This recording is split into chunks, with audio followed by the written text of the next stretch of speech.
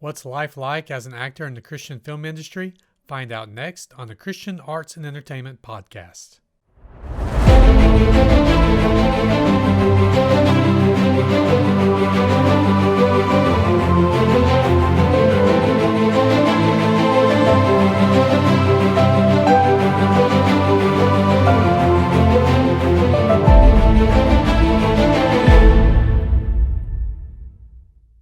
Hello and welcome again to the Christian Arts and Entertainment Podcast. I am your host, Kevin Newsom. Thank you for joining us again, whether you are listening on your favorite podcast app or watching us on YouTube. Thank you. We appreciate your participation each and every week. Today, I have with me as my guest, Jonathan Wessel. He is a Christian actor in the Christian Christian film industry, rather. And he is going to join us to talk about us. Thank you, Jonathan, for joining us here today. Thank you for having me. Why don't you take a moment and tell us a little bit about yourself and your background and what you've been doing? Sure. I'm from Chicago area, grew up here, and got into acting when I was about 8 or 9, and then started doing it regularly in high school. And then after that, after high school, I transitioned into doing community theater and started to seriously pursue it as a career. And at that point, I started looking into doing film work. And so began doing auditions for things in the area, such as student films and things of that nature. And then about 2016, I think it was, I started getting more seriously into looking into Christian film. And so my first time working in Christian film was 2016. And then I've been trying to work steadily from that year forward. So that's kind of where I'm at. Okay. So one thing I really want our viewers and listeners to know is what life is like. So I'm a writer, and I know that there is this glamorous idea of what being, this idea of being the author who sits in his beautiful house with the wraparound porch and the farm outside, and you go up in the attic and sit and write your novel and send it off to your agent, and everything's just perfect and life is great. And the reality of it is that I don't know any writers that have actually been able to make a full-time living doing this, because the industry has changed so much. So that's the reality of being a writer. And that's one of the things that when I talk to young writers, you need to know this is the dream and this is reality. So when we talk about acting, especially acting in the Christian industry, what is the dream and what is reality? That's a very good question. So for the Christian film industry, I would say the dream is probably the same as it is in the secular film industry. It's being able to do it full time, be able to make a lot of money from it, and have a well-known name, and just constantly working on big movies, being the star of all these different films, and not having to work any other jobs in your life. I think that's true across the board when it comes to actors in film, whether it's Christian or secular. That's true of anybody. I mean, wouldn't we all like to not have to work any more jobs in our lives? Yes. Any other jobs than what we want to do for our career. Yeah. And so, but the reality is, and again, I think the reality for Christian film actors is the same in the secular film industry. You're struggling to find work. You're constantly having to make sacrifices, whether it's taking a job that's not paying anything or not very much. The classic thing is just, a copy of the film credits, and then whether it's IMDb or whatever. And sometimes they take care of your housing, but it's usually copy, meals, and credit. And then there's things like you have to work sometimes multiple jobs, or you either have a day job that you're working and you're trying to work your schedule out to be able to get off of that to go do films, or you're self-employed. And in that case, you're either doing either a singular job, whether that's some sort of online business or whatever, or you're doing multiple jobs that you can work on your own to be able to try to support yourself and have the ability to go off and do films whenever you want. And so the reality is very much you're struggling to find work, and oftentimes when you get work, it doesn't pay enough to make a living out of it. That's the general reality for most Christian film actors, and secular as well. Is there any difference between the secular and Christian side of things when it comes to that? Do you have a better chance of making a living in the secular side? Um, that is a hard question to answer, because it's really a matter of um, who sees you, and the opportunities that come along, and what kind of work you're willing to take. In the secular film industry, I think there is a lot more opportunity, because, well, right now with COVID, there isn't as much. But Right. but putting COVID aside, there was definitely a lot more work in the secular film industry, because everything was more mainstream. You could go to auditions for big studios and things like that. Like if you lived in LA, you had a lot of access to all these different films going on, because it's all localized. Whereas in Christian film industry, not everyone's on the same platform. Some people use Facebook for auditions, and they only post in the groups they're in. If you're not in their group, then you don't see it. If maybe they're not on Facebook, and they do it locally, or they do it through Actors Access or some other things. So there's a lot of auditions that'll slip by you that you even aren't aware of. And then it's not all mainstream or streamlined in a way that you're able to get all that information. So I think in that regard, the secular world is a little bit easier to find auditions and keep a steady flow of auditions coming. But I think that's really the main thing. So if everything was more streamlined with Christian film, then I think Christian actors would be getting more opportunities, but to audition. I'm not saying opportunities to work, because that, again, it depends on what the director's looking for, if you fit the part, your level of ability, and those kind of things. So it's really an individual thing. But as a whole, I think the secular film industry has a better grasp, or a better opportunity to find auditions. Right. So the sort of the myth, or the whole dream of becoming a secular actor, everybody says you got to move to LA, right? You got to move to LA so that you can have access to Hollywood and all these auditions and stuff like that. So if you're doing Christian film, though, is there a place that you need to go? If you're going to be serious about it, I mean, you're in Chicago, but if you're going to be serious about trying to make it go at a full-time career, what is the Christian version of going to LA? I don't really think there is one, because all the big filmmakers there for Christian film are all over the place. There's Right. some in Georgia, there's some in Texas. I believe the Chosen television series has moved to Utah. And so there's Christian filmmakers in Florida, and I believe there's a couple bigger ones in Tennessee. There's some in LA. They're all over the place. So there isn't like one location. There's no big Christian film studio that's putting out, a dozen films a year or whatever that you have an opportunity to go audition for. So there isn't one centralized location for that, unlike Hollywood. So Right. I don't think there is one. So is there a lot of virtual auditions going on? Yes, and especially I think with COVID now too, they're tending to go more video auditions as opposed to in person anyway. But in general, that's been my experience, because 99% of the films I audition for are out of state. So I'm always doing video auditions or Skype auditions or whatever it is. And I'm doing films in Tennessee and Florida and Georgia and wherever else. And so I'm constantly traveling for these things. And Right. that's kind of important, because there really isn't a lot of Christian film happening in Illinois. Right. I bet. So let's get to the questions that I think that you're really most passionate about.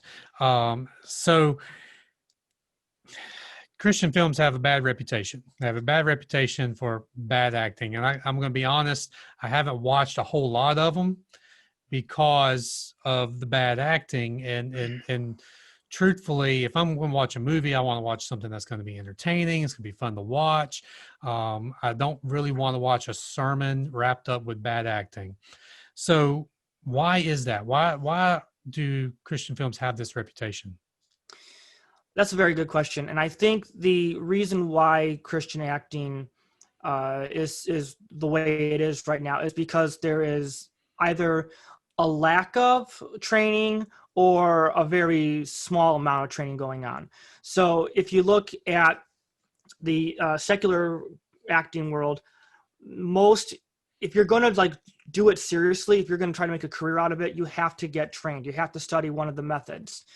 There's very few actors in Hollywood who haven't studied acting, and they're a very rare case. But the majority go to a school to study Meisner or Strasberg or Uta Hagen, any of these big names. They study those techniques to give them a really good foundation for acting that allows them to have a successful career. And I think the Christian film world, the actors, they don't get training for a number of reasons. I think one reason is there isn't a place for them to go nearby. So they live out in the middle of Wyoming or wherever, and there's no acting schools near them. So they feel like they can't get any training. Or they're afraid of going to a secular acting school. They're afraid of bad influences and things like that. Mm-hmm. So they won't step foot inside of a secular acting school to get training. And personally, I think that's a shame because you want to get the top quality training you can. If you're going to be a professional musician, would you rather go, I'll just do it on my own, or try to figure it out how to play the instrument? Or if I'm at a point, I want to try to get into Juilliard, so you want to go where you'll get the best quality training.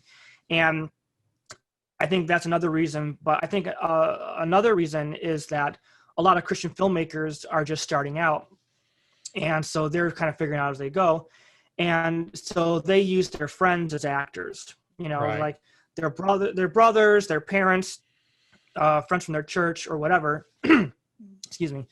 And so they go to them, and so they start acting, and then the film does decently well, and they're like, I like doing this. It's a lot of fun to act. So they start to try to get work doing it. And they feel like because they were in a couple of movies, they don't need to get any training because they've got what it takes or whatever. And I don't want to be assuming people think this, but Right. that's just been my thinking on it. And so they don't go out and actually seek training to get a good foundation and good technique to be able to use. And so I think those are the main factors for it. And so if they would go to acting school, if they really would take it seriously, then I think we would see a huge increase in the quality, because a lot of the acting is just fake. It's a lot of faking. There's no real understanding of the character, and there's no attempt to really walk in their shoes in the way that brings about truthfulness. And so that's the thing that's really lacking. And then one of the biggest things too is the emotions. The emotions are always put on. Many actors don't want to really experience the emotion because there's such a level of vulnerability that needs to be there. Mm. And so they'd rather just make it look like they're experiencing this emotion rather than actually experience it. And that Right. really makes a huge difference in the performance. Absolutely. I mean, I can testify to that as a writer. When I'm writing a scene, there's a difference between whether I'm trying to force a certain emotion into the scene or whether or not I'm allowing myself to feel that emotion when I'm writing the scene. Makes a huge difference in the way it comes out. Do you think that maybe some of what you're talking about, the lack of training, or maybe even the lack of desire to get training, might come back around to sort of this purpose behind the film, whereas in the secular world it's more about entertainment, and so we're wanting to provide the best entertainment, but in the Christian films are more about message right now than they are about entertainment. Are they sacrificing the training and the acting because they feel like the message is more important than the entertainment value? You see where I'm going with that? Yes, I see where you're going with that. And I think that might be true for some people. But I first got involved in the Christian film industry, 4 years ago. And I know it's been going on for a long time before that. And I think when Christian films first started being made, there wasn't too much focus on acting quality because they wanted to get a good, the message out there. And it was more about, let's write a good story. Let's have a good message, and everything else will fall into place. Nowadays, I think there are more people that want to make a living in the Christian film industry as an actor, and they're taking it more seriously. But again, some of them don't want to go to acting school or can't find someplace to go. And so I do think that as filmmakers, a lot of them are still focused mostly on having a really powerful message that they feel like they can sacrifice in other areas. But again, I think a lot of the people who are serious about acting in Christian film are wanting to do their best. And so if they had the opportunity to get trained, they would. Right. And so it kind of leads me sort of in the next thing I was thinking of, that we're starting to see a trend in some of the more high profile faith-based films where these Christian filmmakers are reaching out to seasoned, trained, secular actors to play those lead roles. And I think of what really brought this to my attention. I had the opportunity to pre-screen and review The Resurrection of Gavin Stone with, I believe it's Brett Dalton. And I was thinking, of all the people to represent our faith, he's not one I would have picked, given some of his other credits and some of the things he's done on screen. I wouldn't really want him to represent my faith. Why are we doing this? Do we not have this caliber of talent in the Christian pool of actors and actresses? Yeah, that's a very good question. I think it's more than that, but I do think that is part of it. That again, these actors have years of experience in the industry. They have a very high level of training, so they can really bring them. With the way they bring themselves to the role is a way that it will really impact the audience, regardless of what they personally believe, because they can really immerse themselves into the character in a way that most Christian film actors can't. But I think it's more than that. I think it's a big part of it. And I would say, if I were to break it down a little more simply, it's just that there's so much better actors than any actors in the Christian film industry. But I think the other reason too is they've got a pretty big name in the world in general. Now, I was not familiar with Brett Dalton before Gavin Stone. I found out about him from Gavin Stone. But there are other, actors like Nicolas Cage was in the remake of the Left Behind films. And if you want to, and of course we can argue about his level of acting ability, because that's been something up for debate. But I would say that he's got a very, very huge name. So if you want to get a lot of people, a lot of non-Christians to watch your movie, put Nicolas Cage in it. Or, there's a couple other films that have been made or come out recently that have starred different secular actors. And I think of, why am I blanking on his first name? Ron Howard's brother, Clint Howard, was in another Christian film recently. And, Sean Astin's in a lot of Christian films and things like that. And I don't know where Sean is with his faith, but if he's a Christian or not. But these are big names. Sean Astin's well known for The Goonies and Lord of the Rings and other films that people who aren't Christians are going to want to watch the stuff that he's in. And granted, there'll be some that be like, oh, it's a Christian movie, I'm not going to watch it, but most people will watch anything that he's in. So it's a way of bringing higher quality of acting into your project, but also bringing in a wider audience. I think those are the two main reasons why they do it. Let's take a step out of the acting and talk about the filmmaking, the directing, production. Because I'm gonna be honest, I've seen Sean Astin in Amazing Love. I actually have a friend who wrote the script for that. Brett Dalton and Gavin Stone, and even though I know these are good actors, in those movies they were still kind of bad. Mm-hmm. So are we, when we back up into directing and production, is it still just that lack of training that's sort of causing some of this, not being able to tap into the resources of what they have? Yeah, I think that if you're speaking directly to like because the acting is bad, is that falling on the director? Is that what you're basically getting at, or just That overall production it could quality? be potentially both. Like we shouldn't say all the bad acting is not is necessarily the actor's Hmm. responsibility, because when Sean Astin is in a movie and his acting seemingly is just as bad as everybody else's, you got to wonder why that is. Yeah. And I think you're touching on something here that isn't addressed, um, and that would be the direction itself. And I think I've never seen Brett Dalton in anything other than Gavin Stone, to be honest. I saw it at the film festival, Christian Worldview Film Festival. What was that, 3 years ago? So I don't really remember too much about it other than I thought it was good. But the acting in general will be largely influenced by the director and what they want. And so if the director doesn't know how to work with the actor, doesn't know how to direct them in a way that'll get their best performance out, it Right. can cause the actor to have problems giving a great performance. And for example, if an actor studies Meisner and they use the Meisner method for acting, and they get with a director who's never heard of Meisner and doesn't really know anything about it at all, then he's trying to give direction to the actor that the actor can't use or doesn't agree with, because it doesn't go with what they're used to doing that works for them. And so the director is telling him, I'll give you an example. Say the actor has a very specific way of working on emotion, and it's a very specific technique that he uses to be able to get to this emotional place.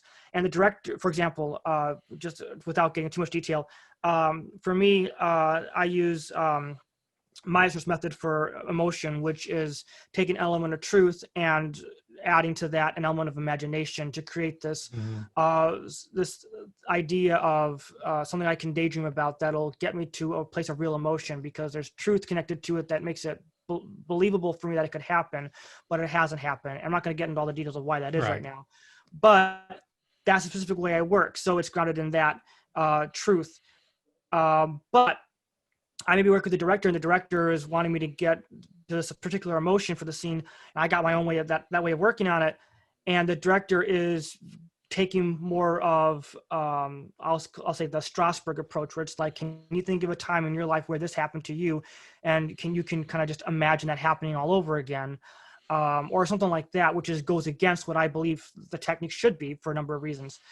And so I'll come into a problem with that, because he's giving me direction that I don't agree with, and it's not working for me. Or maybe the director doesn't give you enough time to emotionally prepare. They're so busy trying to talk to you and talk to you and talk to you about the scene. They're not giving you space to be able to emotionally prepare for it. And then you're giving them tons of direction.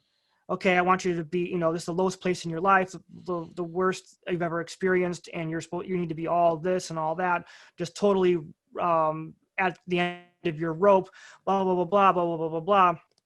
All right, here we go. It's like, And I have actually, no yeah. time to prepare that. Right. So you need, so I think a part of that too is they're not giving the actors, talk with them plenty of time before you're going to actually roll, then give them that space they need to prepare and leave them alone and let them do their work. I think that would help a lot. Yeah, and I imagine that it's we're talking about something that's extremely complicated, and there's lots of layers Hmm. and stuff that's going on. So I imagine that you have to take into account time and resources. When you're dealing with a Hollywood film, they've got seemingly unlimited time and unlimited resources to do one 10-second clip 30 times until they get it the exact way they want. With a small budget film, they're limited on the resources and time. They got to, do two or three and move on. You're not necessarily Hmm. going to get your best away. You're just hammering it in for hours and hours and hours. You're going to eventually get something you like. Hmm. So, I, I, I would say with that though, that Hollywood definitely, I know we get to this preconception that they've got all the time in the world and all the money, all the resources, which isn't exactly true. They definitely are pressed for time because there's only so many hours you can work and things like that. But when it comes to time, as far as number of takes, yeah, there are some directors, and this is a thing too, it's a personal thing. Some directors will do 7, 8, 9, 10 takes. Maybe something's really not going well that day, and so they have to do multiple. But a lot of directors will do 2 or 3 takes and be done with it.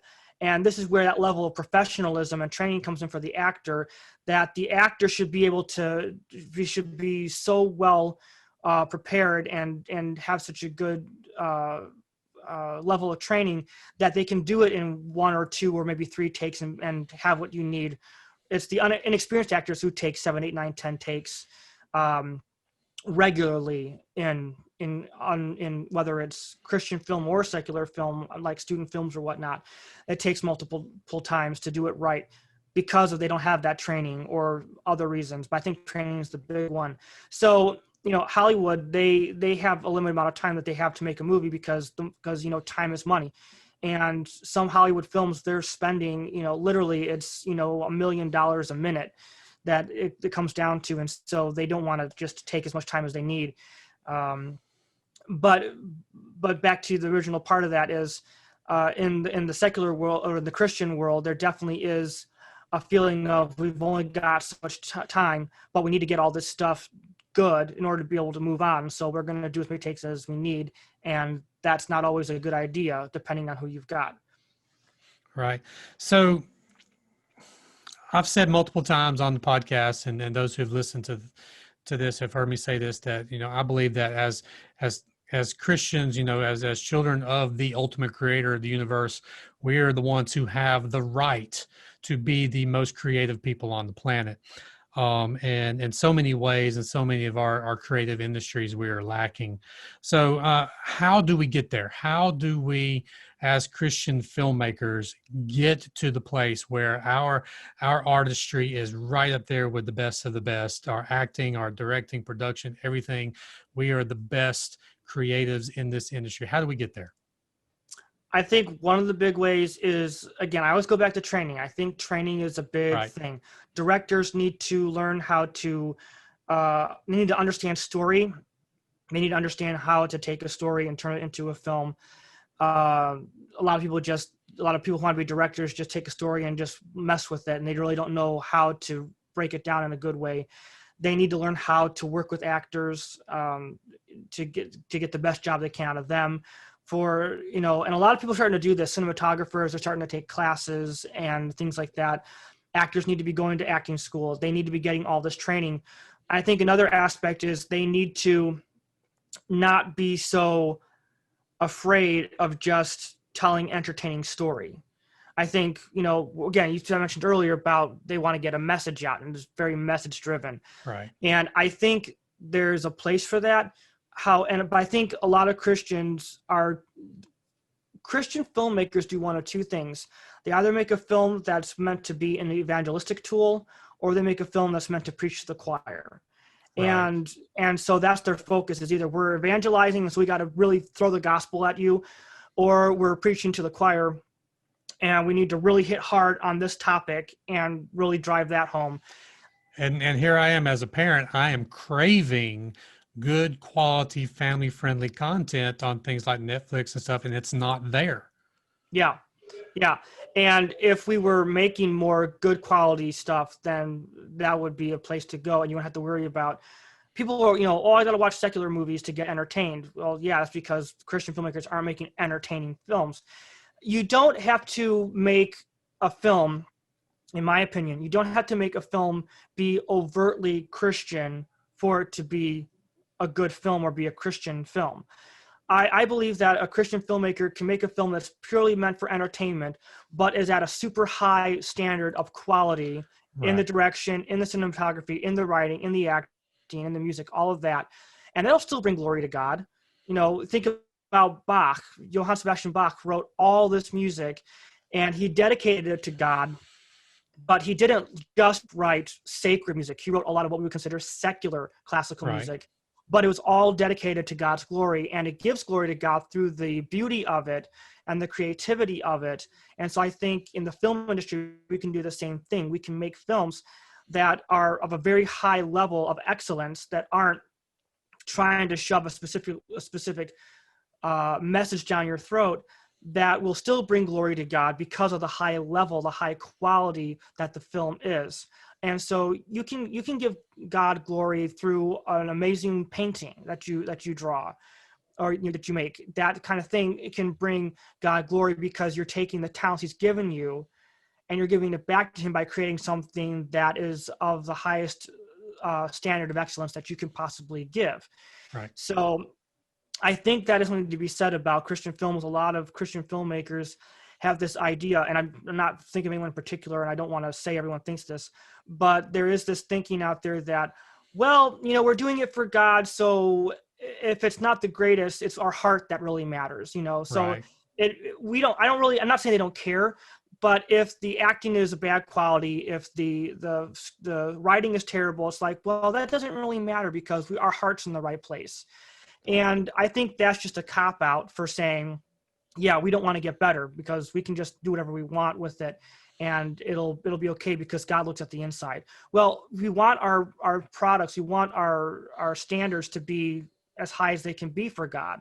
It's like saying God gives you something, an amazing talent to use, and you don't cultivate it to make it the best it can be for him. That's just as bad as God giving you a talent and you not using it at all, or using it for a really bad purpose. So I think that's something that we got to think about, is we need to be raising the quality, and it doesn't all have to be Christian themed, as long as it's family friendly, as long as it's good quality, and we're striving to do the best with it that we can, and not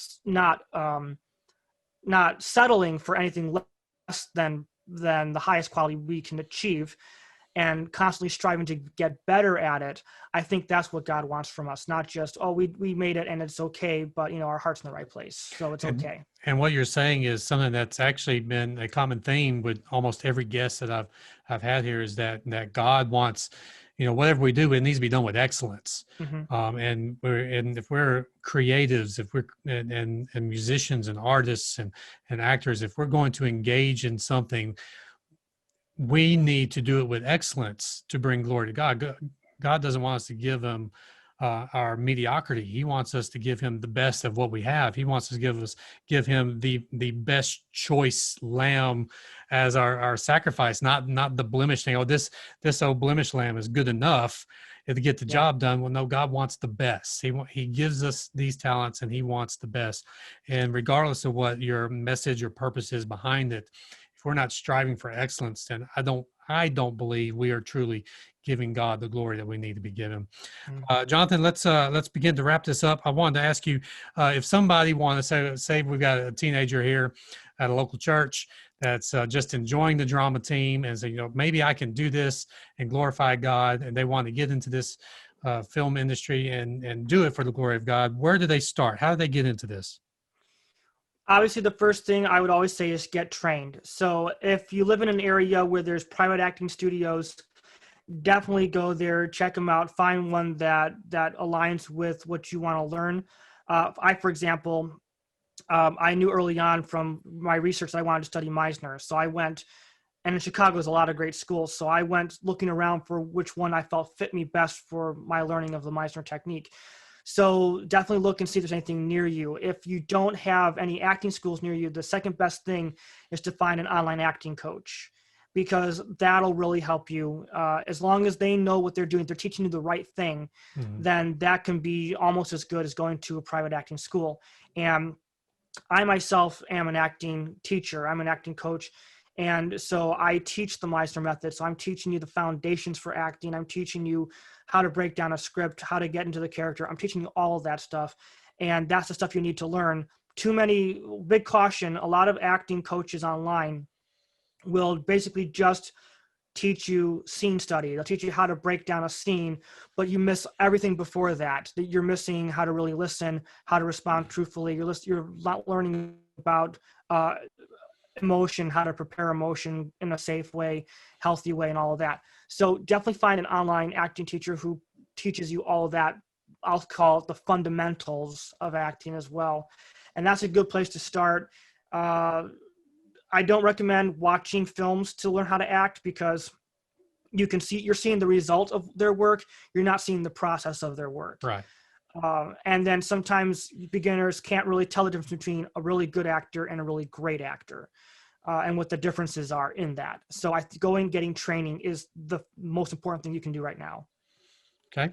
All right. Well, thank you, Jonathan. That's all the time. We've run out of time here. So would you tell our viewers and listeners a little bit about how they can find out more about you, your most recent project, if you're involved in something that you want to tell us about, and how they can find out more about you and what you do? Sure. Well, the best place to find me is probably Facebook. Just search my name, Jonathan Wessel. And I also have a website, www.jonathanwessel.com. I'm also on Instagram.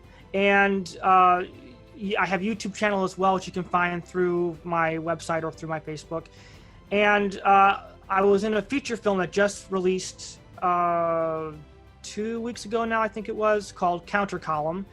And it's playing in theaters in Lafayette, Indiana right now. And I have another film that I'm really looking forward to coming out. It's called Night Guard, and still waiting on word where that's actually going to be released, but it should be very, very soon. So I'm excited to see that one come out. It's a superhero film with a really good message, but again, it's very entertaining as well. Everything we're talking about, I think this film really kind of touches on all of those points. And then if you want to go to Facebook, Sheepshed Entertainment just released a film on Saturday called Bad Things Happen, which I'm in as well. So that just came out. So be sure to go watch that as well.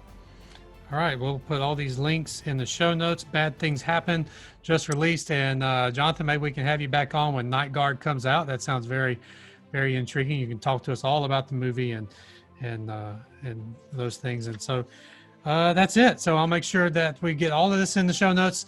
Thank you all for watching on YouTube or listening on your favorite podcast app. Thank you for joining us. Hope you found this entertaining and informative, and we'll see you next time.